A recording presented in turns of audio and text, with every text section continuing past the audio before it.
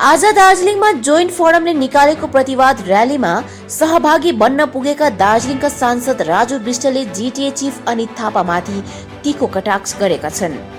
उनले भनेका छन्, जनताको मतले जीटीए चीफ बनेर भ्रष्टाचार गर्नु र सिन्टेक्स भर्नलाई मात्र अनित थापाले आफ्नो जिम्मेवारी ठान्छन् भने जीटीएबाट राजीनामा दिउन्। अर्कोतर्फ उनले राज्य सरकार, जीटीए को सत्तारूढ दल, प्रशासन र अन्य पक्षबाट भइरहेको चिया श्रमिकहरूमाथि अन्याय अत्याचार अब धेर दिन नटिक्ने पनि दावी गरेका छन्।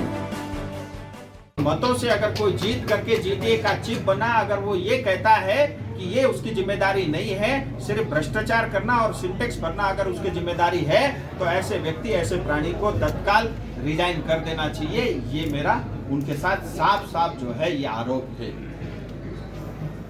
और रही बात ये जो बोनस प्रक्रिया की, मैं एक बार पुनः ज्वाइंट फोरम के इस कार्यक्रम को समर्थन करता हूं और मैं साफ सुथरे अक्षरों में जीटीए के कुर्सी पे बैठे हुए लोग, राज्य सरकार के लोग, यहाँ का प्रशासन, अन्य कोई भी हो जो ममता दीदी के आगे पीछे दाएं बाएं घूमता है, ये अन्याय, ये अत्याचार और ये दुराचार अब नहीं चलेगा। अब गोरखा इतना बेवकूफ नहीं है, इतना कमजोर नहीं है कि जो है अंग्रेज के जाने के बाद जो शोषण आपने अभी तक चलाया है, अब ये शोषण समाप्ति की ओर है। मैं नवरात्र के इस पवित्र समय में इस बात को ये कह रहा हूँ, इस बात में दम है। अब वो शोषण के दिन गए और जो भी चाय बागान के श्रमिकों को, यहाँ के युवाओं को, यहाँ के महिलाओं को, यहाँ के व्यापारियों को, अन्य किसी के साथ भी दुर्व्यवहार करता है या शोषण करता है, फिर उसका अंत तय है और ऐसे लोगों को बख्शा नहीं जाएगा। मैं इतना ही कह के अपनी बात को समाप्त करता हूँ। आपके मन में अगर कोई प्रश्न है तो जरूर। विष्ट जी, मैनेजमेंट तो मानने वाला नहीं है अभी तक की जो दिख रहा है। आप एमपी होने के नाते क्या कर सकते हैं? मैं बहुत कुछ कर सकता हूँ, मैं अभी भी घोषणा कर सकता हूँ, लेकिन मेरा ये मानना है कि मैनेजमेंट में आप देखिए, मैनेजमेंट से किसी प्रकार की, मैं एक बात तो कह दूं, 87 जो दार्जिलिंग की गार्डन है उनकी स्थिति बहुत अच्छी नहीं है, ये मैं भी जानता हूं। और इतिहास में पहली बार पार्लियामेंट में जो रिपोर्ट पेश हुई है, 171 रिपोर्ट, आप सब लोग उसको ऑनलाइन फेसबुक में देख सकते हैं।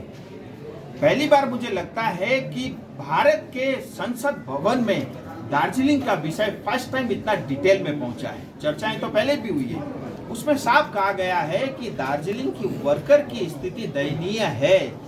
जब परिवार का एक व्यक्ति घर में मर जाता है, जब उसको गाड़ने के लिए जो है 2 गज की मिट्टी नहीं मिलती, आज के इस स्वतंत्र भारत के अंदर में जो स्थिति है ये ठीक नहीं है, ये साफ सूत्रों में लिखा हुआ है। इसी तरह चाय बागान के प्लांटर्स की जो स्थिति है उसके अभी वहां पे वर्णन किया गया है और भारत सरकार पूर्ण रूप से उस रिपोर्ट के अध्ययन कर रही है और आने वाले समय में दार्जिलिंग के चाय बागान को पुनः उसी स्थिति में ले जाने के लिए बड़ी घोषणा केंद्र की सरकार करेगी।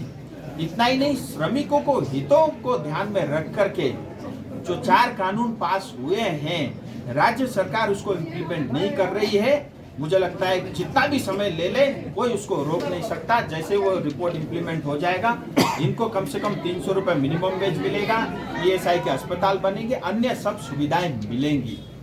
रही बात मैनेजमेंट, जितना मैं उनको जानता हूँ, कुछ गार्डन ऑलरेडी 20% एक ही बार में दे चुके हैं। और हमको एक चीज ध्यान रखना पड़ता है कि ये बोनस इनका अधिकार है, इनकी कोई डिमांड या मांग नहीं है, क्योंकि अगर उस प्रोविजन के हिसाब से उसका डिस्बर्समेंट आप नहीं करते हो तो वो भी इलीगल है, वो भी गैरकानूनी है।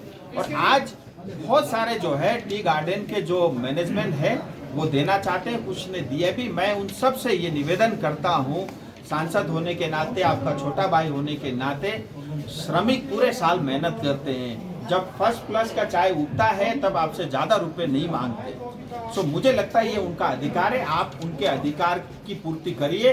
और मेरा व्यक्तिगत तौर पे आप सबसे निवेदन है कि आपको 21 दिन में कोई फर्क नहीं पड़ता, आप सीधा 20%, आप किसी की मत सुनो, स्टेट की भी मत सुनो, डीएम की, प्रशासन की मत सुनो, एक शॉट में आप 20% सबको देने का कृपा करें।